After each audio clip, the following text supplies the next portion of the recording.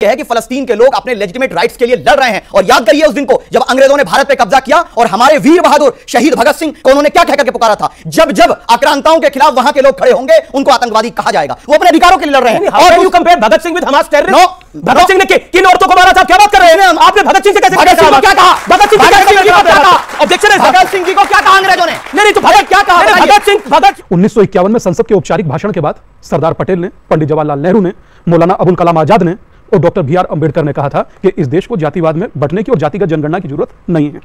तो फिर जातिगत जनगणना बिहार में वो करा रहे हैं जो कथित गांधीवादी हैं, और कराया कब? 2 अक्टूबर में उसको दिखा रहे हैं दुनिया के सामने कि हमने देखिए जातियों में हिंदुओं को बांट दिया। कभी हिम्मत जुटाइए ना साथ दादा, कभी मुस्लिम में भी पिछड़ा अति पिछड़ा कीजिए, कभी ईसाई में भी पिछड़ा अति पिछड़ा कीजिए, कभी इन बच्चों को बताइए सिया सुन्नी बरेलवी देवबंदी अहले हदीस कमरिया घोसी ज्ञाना तेली अंसारी पसमानदा, इन्हें भी तो बताइए सर। सिर्फ हिंदू को ही बांटिएगा, ब्राह्मण बनिया जाट गुजर त्यागी यादव सैनिक क्यों? आप बटे हुए हो। Let me complete. Let me complete. ब्राह्मणवादी व्यवस्था ने लेट मी कंप्लीट। पॉइंट तो सही है, आप उनकी बातें डिसएग्री करें तो बटे हुए तो हो दादा। हिंदू तो जाति में बटा हुआ है। हाथ कंगन को आरसी क्या, पढ़े लिखे को फारसी क्या? हिंदू जातियों में बटा हुआ था, अब हिंदू एक होने की दिशा में चल रहा है। स्वागत है आप सभी को मेरे YouTube चैनल पर। दोस्तों आज की डिबेट जो हो रही है काफ़ी इंटरेस्टिंग होने वाली है, काफ़ी मज़ेदार होने वाली है और सीरियस मुद्दा भी है, क्योंकि आज की डिबेट जो हो रही है एक तरफ बीजेपी के प्रवक्ता हैं जिनका नाम है शहनाज पूनावाला, और एक तरफ है मौलाना लोग हैं, और उधर आपको कांग्रेस के भी टीम है, और एक तरफ आपको स्वामी जी भी हैं बीजेपी की तरफ से जो हैं, जो हिंदुओं की तरफ से बात कर रहे हैं। दोस्तों डिबेट जिस मुद्दे पर हो रही है वो इस मुद्दे पर हो रही है कि आज देश का जो हालत है, देश में जो चल रहा है कि आप हिंदुओं को जातियों में बांट दो और मुसलमानों को मुसलमान सिर्फ एक धर्म विशेष में जोड़ कर रखो, और बाकी हिंदुओं को सब बांट के रख दो, और हिंदू बेचारे अपनी जातियों में बढ़ जाते हैं। तो उसी मुद्दे पे डिबेट हो रही है। तो आप लोग से अनुरोध है कि आप लोग वीडियो को पूरा वॉच करिएगा, पूरा अंत तक जरूर देखिएगा कि काफ़ी कुछ आपको जानने को मिलेगा, काफ़ी कुछ समझने को मिलेगा। तो चलिए ये शुरू करते हैं।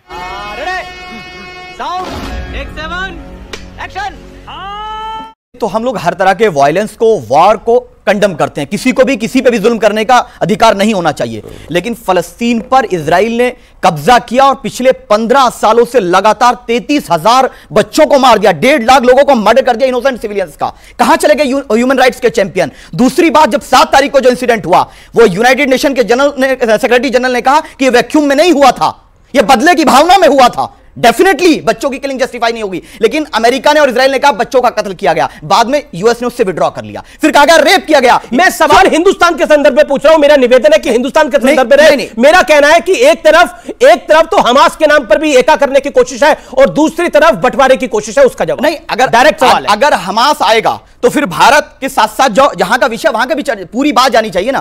पूरी बात यह है कि फलस्तीन के लोग अपने लेजिटिमेट राइट्स के लिए लड़ रहे हैं। और याद करिए उस दिन को जब अंग्रेजों ने भारत पे कब्जा किया और हमारे वीर बहादुर शहीद भगत सिंह को उन्होंने क्या कहकर के पुकारा था, जब जब आक्रांताओं के खिलाफ वहां के लोग खड़े होंगे उनको आतंकवादी कहा जाएगा। वो अपने अधिकारों के लिए लड़ रहे हैं। और you compare Bhagat Singh with Hamas terrorist? Bhagat Singh ने किन औरतों को मारा था? क्या बात कर रहे हैं आपने? भगत सिंह से कैसे? भगत सिंह को क्या कहा? भगत सिंह जी को क्या कहा? ऑब्जेक्शन है। भगत सिंह जी को क्या कहा अंग्रेजों ने? नहीं तो भगत क्या कहा? भगत सिंह थे ना, भगत सिंह ना, भगत सिंह जैसा कोई होगा आने वाले अंग्रेजों को। इसलिए मैं कह रहा हूं भगत सिंह के साथ आप हमास के आतंकी। फलस्तीन के लोग जो हैं अपनी आजादी के लिए लड़ाई लड़ रहे हैं, वो स्वतंत्रता सेनानी है, अपने अधिकार के लिए लड़ रहे हैं, जो कब्जा किया उनकी जमीन पर, और 4500 बच्चे मार चुके हैं पिछले 15 दिन में। किसी की आंख में आंसू नहीं है, उनके बच्चे नाम लिख रहे हैं वो अपने बच्चों पर कि मेरे बच्चे के ऊपर जब स्ट्राइक होगी, स्ट्राइक कहीं मैं कैसे जस्टिफाई करूं कि ये मेरा बेटा है। आज उन माओं के दर्द को हम नहीं समझ रहे।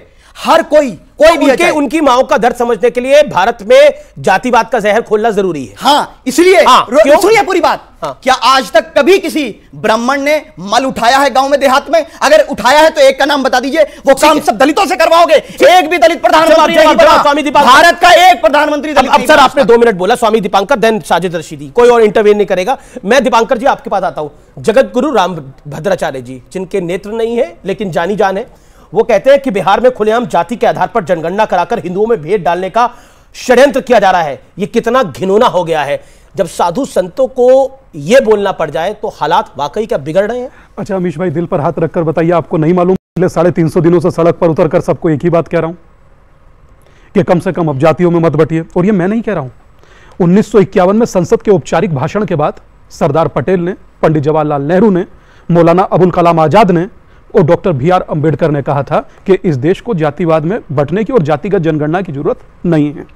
तो फिर जातिगत जनगणना बिहार में वो करा रहे हैं जो कथित गांधीवादी हैं, और कराया कब? 2 अक्टूबर में उसको दिखा रहे हैं दुनिया के सामने कि हमने देखिए जातियों में हिंदुओं को बांट दिया।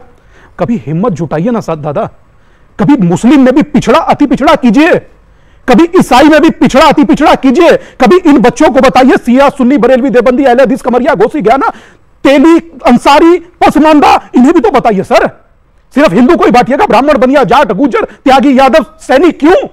आप बटे हुए हो। लेट मी कंप्लीट, आप बटे हुए, लेट मी कंप्लीट। ब्राह्मणवादी व्यवस्था ने लेट मी कंप्लीट। पॉइंट तो सही है, आप उनकी बात से डिसएग्री करें तो बटे हुए तो हो दादा। मैं सब हिंदू तो जाति में बटा हुआ है। हाथ कंगन को आरसी क्या, पढ़े लिखे को फारसी क्या?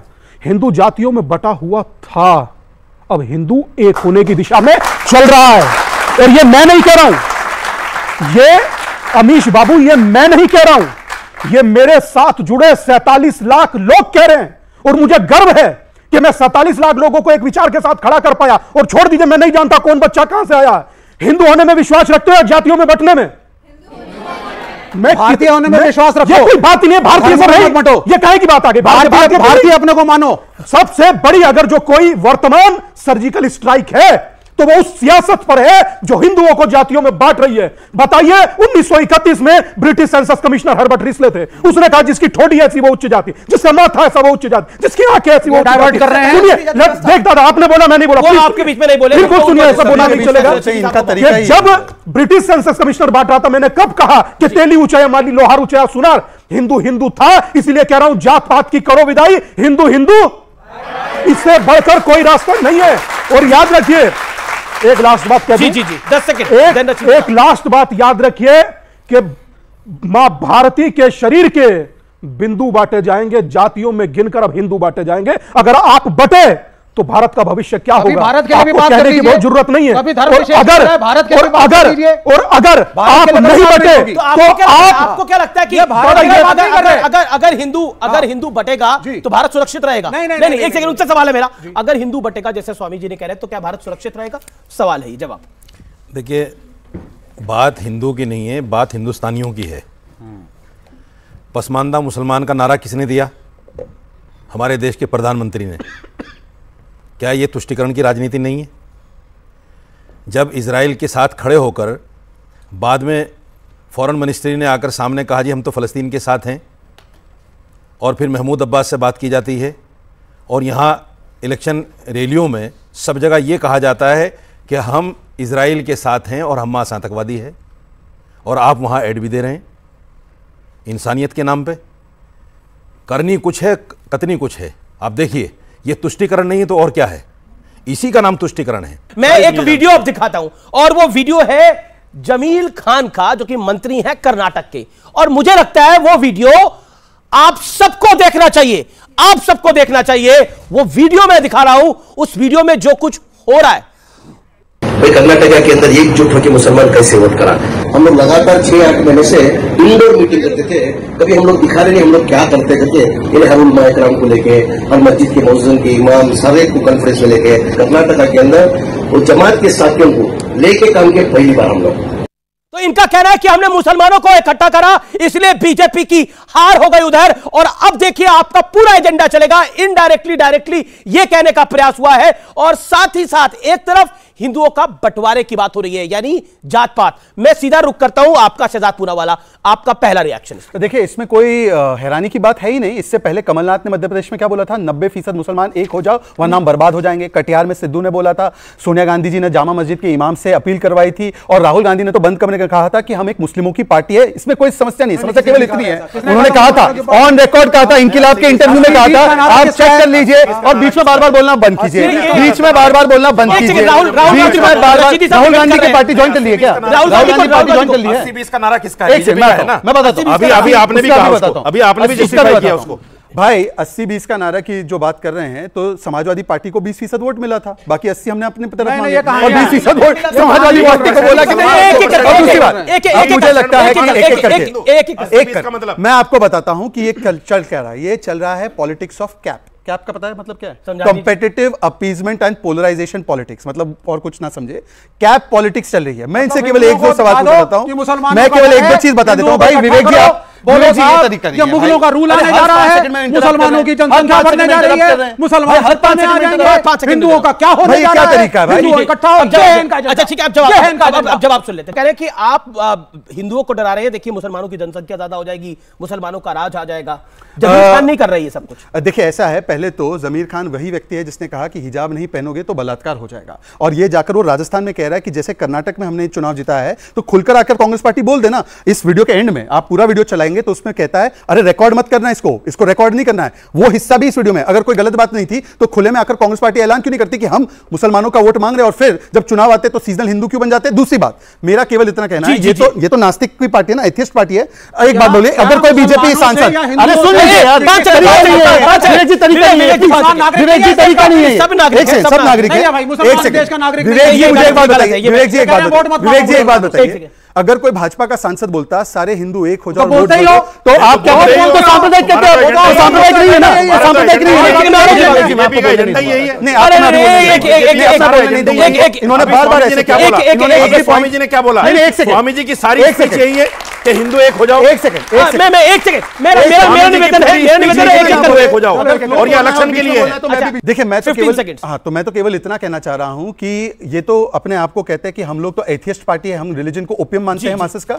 मुझे बताइए कि इलेक्शन की मीटिंग मस्जिद में करना ये जायज है, तो आरएसएस की शाखा टेंपल में लगने पर इन्होंने प्रतिबंध क्यों लगाया केरला में? आरएसएस तो राजनीति से जुड़ा हुआ भी नहीं है, आरएसएस की शाखा पर प्रतिबंध लगता है केरल में, परंतु इलेक्शन की मीटिंग मस्जिद में हो सकती है। कैसे?